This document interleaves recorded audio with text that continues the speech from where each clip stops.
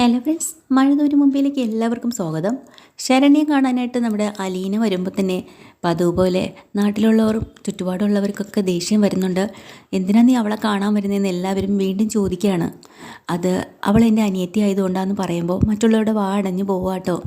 വീട്ടിലേക്ക് വന്ന് കയറുന്നതിന് മുമ്പ് ഷാജിയുടെ വീട്ടിലേക്കാണ് ചെല്ലുന്നത്. ഷാജിയുടെ അനിയത്തിയുടെ ചുരിദാറാണല്ലോ ഇട്ടുകൊണ്ട് വന്നത്. ആ ചുരിദാറെല്ലാം കഴുകി വൃത്തിയാക്കി തേച്ച് മടക്കി പോരാഞ്ഞിട്ട് ഒരു പുതിയ ഒരെണ്ണം കൂടെ വാങ്ങി ആ കുട്ടിക്ക് കൊടുത്തിട്ടാണ് സന്തോഷത്തോടുകൂടി അവിടുന്ന് യാത്ര പറഞ്ഞ് ശരണ്യയുടെ വീട്ടിലേക്ക് വരുന്നത്. അവിടെ വരുമ്പോൾ ശരണ്യരെ സഹോദരന്മാർക്കും അച്ഛനും അമ്മയ്ക്കും ഒന്നും ആദ്യം അത്ര പിടിക്കുന്നില്ല. എന്നാലും എനിക്ക് ശരണ്യെ കാണണം, അവളെന്നെ അനിയത്തിയെ പോലെയാണ് എന്ന് പറയുമ്പോൾ ശരണ്യയുടെ സഹോദരൻ പറയുന്നുണ്ട്, അതെ നീ ഇവിടെ വരുന്നത് ഞങ്ങൾക്കൊന്നും ഇഷ്ടമല്ല. നീ അവളുടെ ആൾക്കാരല്ലേ, അപ്പോൾ അവരുടെ ആൾക്കാരാകുമ്പോൾ നീ എന്തെങ്കിലും സ്വാധീനിക്കാൻ വേണ്ടിയിട്ടായിരിക്കും ഇവിടെ വന്നത്. ഇല്ല, ഞാൻ ആരുടെ ആൾക്കാരുമല്ല, ഞാനൊരു അനാഥയാണ്. ആൾക്കാരെ എല്ലാവരെയും വിഷമിച്ചിരിക്കുന്നവരെയും സങ്കടപ്പെട്ടിരിക്കുന്നവരെയും ആശ്രയമില്ലാതിരിക്കുന്നവരെയൊക്കെ എല്ലാവർക്കും ഒരു തുണയാവണമെന്ന് ആഗ്രഹിച്ച് വളർന്നവളാണ് ഞാൻ ഇതുവരെ അങ്ങനെ തന്നെയായിരുന്നു. ഇപ്പോൾ ശരണ്യയ്ക്കും ഒരു തുണയാണ് ആവശ്യം. അവൾക്ക് ഒരു ധൈര്യം കൊടുക്കാൻ ആൾ വേണം. അതിന് വേണ്ടിയിട്ടാണ് ഞാൻ ഇങ്ങോട്ട് വന്നത്.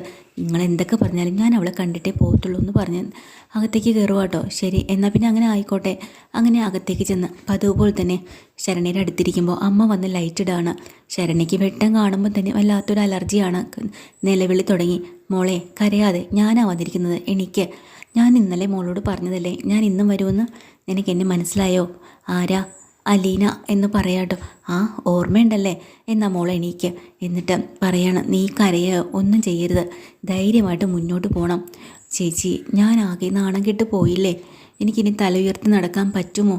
ഞാനല്ലേ തെറ്റ് ചെയ്തത്, ഞാൻ അവരുടെ കൂടെ പോകാൻ പാടില്ലായിരുന്നല്ലോ എന്നൊക്കെ ഇങ്ങനെ ശരണ്യ സങ്കടം കൊണ്ട് പറയുമ്പോൾ ഉടനെ തന്നെ നമ്മുടെ അലീന പറഞ്ഞു കൊടുക്കുന്നുണ്ട്, അങ്ങനെയല്ല മോളെ, ഈ പ്രായത്തിലുള്ള പെൺകുട്ടികൾക്ക് ആൺകുട്ടികളുടെ ഇഷ്ടമൊക്കെ തോന്നും, അതൊരു തെറ്റൊന്നുമല്ല. പിന്നെ നാട്ടുകാരും വീട്ടുകാരും പലതും പറയും. അവൾക്ക് ഈ പ്രായത്തിൽ പഠിക്കാൻ പൊക്കൂടായിരുന്നോ? എന്തിനാ ഇതിൻ്റെ പിന്നിൽ പോകുന്നത്?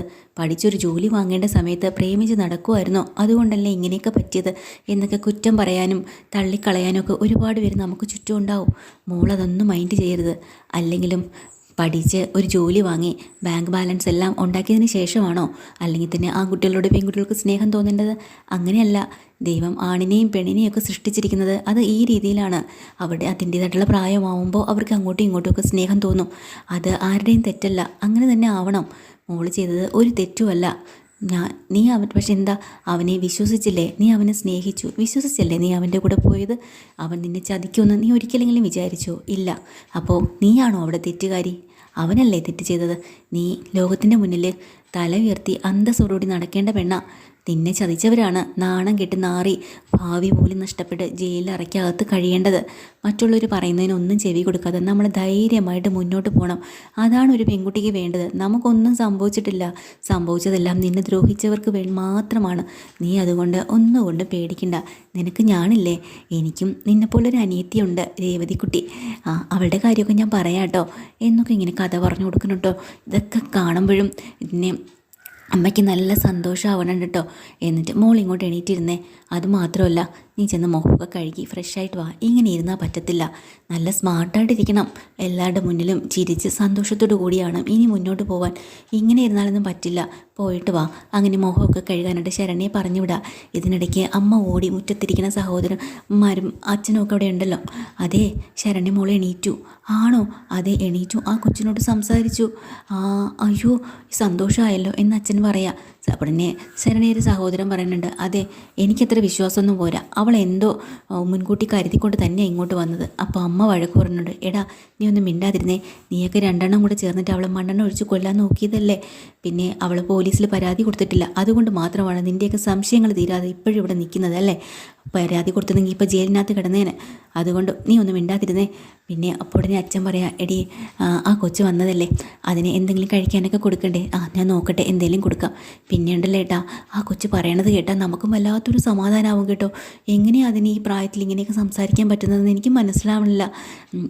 അതിനെന്തായാലും കുടിക്കാനും കഴിക്കാനൊക്കെ ഞാൻ കൊടുക്കട്ടെ എന്നും പറഞ്ഞ് ചെല്ലിട്ട് ഒരു 2 പാത്രത്തിൽ നിറച്ച് ചോറും കറികളുമായിട്ട് അകത്തേക്ക് കൊണ്ടുവരുവാണ്. ഈ സമയം ശരണ്യ മുഖമൊക്കെ കഴുകി ഫ്രഷായിട്ട് വന്നിട്ടുണ്ട്. അപ്പോൾ തന്നെ അലീന പറയുന്നത്, ഓ സുന്ദരിക്കുട്ടി ആയല്ലോ എൻ്റെ മോള്, ഇനി വന്നേ തലമുടിയൊക്കെ ചീകി തരട്ടെ എന്നും പറഞ്ഞ് നല്ലപോലെ ചീകിയൊക്കെ വെച്ച് കൊടുത്ത് ഒരു ഉമ്മയൊക്കെ കൊടുത്ത് അടുത്ത് പിടിച്ചിരുത്താണ് കേട്ടോ. അപ്പോഴാണ് ഫുഡും കൊണ്ട് വരികയാണ്. അപ്പോൾ അലീന പറയുന്നുണ്ട്, 2 പാത്രത്തിൽ വേണ്ട, ഇനി ഒരു പാത്രത്തിൽ മതി, നമ്മൾ രണ്ടുപേരും ഒരു പാത്രത്തിൽ നിന്ന് കഴിച്ചോളാം, എന്നാൽ അങ്ങനെ ആവട്ടെ എന്ന് പറഞ്ഞ് അത് വാങ്ങി ശരണ്യയ്ക്ക് ഒരു വായിലേക്ക് വെച്ച് കൊടുക്കുകയാണ് കേട്ടോ. ശരണ്യ പറയുന്നുണ്ട്, ഇത് ചേച്ചിക്കുള്ളതല്ലേ? ഏയ് എനിക്കും നിനക്കും അങ്ങനെയുണ്ടോ? ഒരു പാത്രത്തിൽ തന്നെ നമുക്ക് 2 പേർക്കും കഴിക്കാം. നീ എൻ്റെ കുഞ്ഞനിയത്തിയല്ലേ, എൻ്റെ രേവതിക്കുട്ടിയല്ലേ, അവൾ എൻ്റെ കുഞ്ഞനിയത്തിയാണ്, അവൾക്കും ഞാനിതുപോലെ വാരി കൊടുക്കാറുണ്ട് കേട്ടോ. അവൾക്ക് വലിയ ഇഷ്ടമാണ് ഞാൻ വാരി കൊടുക്കുന്നതും കഴിക്കുന്നതൊക്കെ. നീ ഇത് കഴിച്ചേ. അങ്ങനെ ആഹാരം എല്ലാം അവളെ കൊണ്ട് കഴിപ്പിക്കുന്നുണ്ട്. ഭയങ്കരമായിട്ട് ശരണ്യയ്ക്ക് ധൈര്യവും സമാധാനവും ഒക്കെ അങ്ങ് കൊടുക്കുമ്പോൾ പതിയെ പതിയെ ശരണ്യ ചിരിച്ചു തുടങ്ങി, സംസാരിച്ചു തുടങ്ങി. അങ്ങനെ ഇതൊക്കെ കണ്ട് അമ്മയുടെ കണ്ണ് നിറഞ്ഞു പോവാണ് കേട്ടോ. ഈ സമയത്ത് ഇത്രയും സമയമായിട്ട് വീട്ടിൽ തിരിച്ചെത്താത്തതുകൊണ്ട് മനുവിന് നല്ല ആശങ്കയുണ്ട്. മനു പലതവണ വിളിച്ചിട്ടും ഫോൺ കിട്ടുന്നില്ല കേട്ടോ. അലീനയുടെ കൃഷ്ണമോളെ വിളിച്ച് കാര്യം ചോദിക്കുകയാണ്. കൃഷ്ണമോളും പറയുന്നുണ്ട്, ഞാനും വിളിച്ചിട്ട് കിട്ടിയില്ല, അവിടെ ചെന്നപ്പോൾ ചേച്ചി ഞങ്ങളെ അറിയിച്ചിട്ടുണ്ടായിരുന്നു എത്തിയെന്ന്. എന്നാലും ഇവളെന്ത് പരിപാടിയാണ് ഈ കാണിച്ചത് എന്ന് മനു ചോദിക്കുമ്പോൾ കൃഷ്ണ പറയാ, അതെ ആർക്കും മനസ്സിലാവില്ല ചേച്ചിയുടെ മനസ്സ്, പക്ഷേ എനിക്ക് മനസ്സിലാവും. പിന്നെ മനുവിടെ ഒരു കാര്യം മനസ്സിലാക്കണം, അലീന ചേച്ചി സ്നേഹനികേയത്തിൽ വളർന്നതാണ്, അനാഥർക്കും ആശ്രിതർക്കും ഒക്കെ തണലായിട്ട് വളർന്നൊരു കുട്ടിയാണ്. അതുകൊണ്ട് ചേച്ചി ഇങ്ങനെ ചെയ്യുന്നതുകൊണ്ടൊരു തെറ്റുമില്ല. ഇനി ഒരു പക്ഷേ നാളൊരു സമയത്ത് അനാഥാലയം അവിടുത്തെ സ്നേഹനികേതം വീണ്ടും തുറന്നാലും ചേച്ചി ഞങ്ങളെയൊക്കെ വിട്ട് അങ്ങോട്ട് തന്നെ പോകും. അതാ ചേച്ചിയുടെ മനസ്സ്. അതെ എനിക്കും അത് മനസ്സിലായിട്ടുണ്ട്, അവളിതിന് മുന്നേ എന്നോട് പറഞ്ഞിട്ടുണ്ട് എന്ന് മനുവും പറയാണ് കേട്ടോ. ശരി, കുറച്ച് കഴിഞ്ഞിട്ട് ഞാൻ ഒന്ന് ട്രൈ ചെയ്ത് നോക്കാം. അതിനിടയ്ക്ക് ബാലചന്ദ്രൻ നേരെ പോലീസ് സ്റ്റേഷനിലേക്ക് ചെന്നിട്ട് ഒരു പരാതി കൊടുക്കാൻ കേട്ടോ. 10-12 ദിവസമായി കട എല്ലാം പൂട്ടിയിട്ടിട്ട് നഷ്ടങ്ങൾ വരും, ജോലിക്കാർക്ക് പണിയില്ലാതെ നിൽക്കുക, കട തുറക്കണമെങ്കിൽ പോലീസിൻ്റെ പ്രൊട്ടക്ഷൻ വേണം, ഇല്ലെങ്കിൽ ആൾക്കാർ ആക്രമിക്കുകയും തീ വയ്ക്കുകയും എന്തെങ്കിലും ചെയ്താലോ. അപ്പോൾ പോലീസ് തന്നെ പറഞ്ഞു, നിങ്ങൾ പേടിക്കണ്ട, ധൈര്യമായിട്ട് തുറക്കുന്ന സമയം ഞങ്ങളെ അറിയിച്ചാൽ മതി, അന്നത്തെ ദിവസം മാത്രം പാറാവിന് വേണ്ടിയിട്ടും പ്രൊട്ടക്ഷന് വേണ്ടിയിട്ടും 1-2 പോലീസുകാരെ ഇട്ടേക്കാം, പേടിക്കണ്ടെന്ന് പറഞ്ഞ് സമാധാനപ്പെടുത്തി വിടുന്നുണ്ട് കേട്ടോ. അതും കണ്ടിട്ട് ബാലചന്ദ്രൻ നേരെ ഗോവർദ്ധനെ വിളിച്ചിട്ട് വീട്ടിലേക്ക് വരണം, കട തുറക്കുന്നതിനെ പറ്റി കാര്യങ്ങൾ സംസാരിക്കാനാണ്. ഗോവർദ്ധനും സുനന്ദയും കൂട്ടി നേരെ വീട്ടിലേക്ക് വരുന്നുണ്ട്. വരുമ്പോൾ തന്നെ കുറേ പലഹാരങ്ങളുമായിട്ടാണ് വരുന്നത്. ഇവിടെ വരുമ്പോൾ കൃഷ്ണമോള് ഉണ്ട്. അപ്പോൾ കൃഷ്ണമോളോട് അലീനെക്കുറിച്ച് ചോദിക്കുകയാണ്. ഇതിനിടയ്ക്ക് ബബിത എടുത്ത് പറയുന്നുണ്ട്, ഞാൻ കുറേ പലഹാരങ്ങളൊക്കെ കൊണ്ടുവന്നിട്ടുണ്ട്, നിങ്ങൾ കഴിക്കണമെന്ന് പറഞ്ഞ് കൊടുത്തിട്ടുണ്ട് കേട്ടോ. അപ്പോൾ അലീനെക്കുറിച്ച് ചോദിക്കുമ്പോഴാണ് ബബിത പറയേണ്ടത്, അവളുടെ കാര്യം നിങ്ങൾ അറിഞ്ഞില്ലേ, അവളിപ്പോൾ ശത്രുപക്ഷത്താ. അതെന്താ അങ്ങനെ? ആ ശരണ്യ എന്ന് പറയുന്നില്ലേ, അവളെ ആശ്വസിപ്പിക്കാമെന്ന് പറഞ്ഞ് ഇവിടുന്ന് പോയി കഴിഞ്ഞിട്ട് അവൾ വരുത്തി വെച്ച വിന എന്താണെന്നൊക്കെ നിങ്ങൾ അറിഞ്ഞില്ലേ? ഏയ് ഒന്നുമില്ല. അങ്ങനെ തലേ ദിവസം നടന്ന കാര്യങ്ങളെല്ലാം ബബിത സുനന്ദയെ പറയാട്ടോ.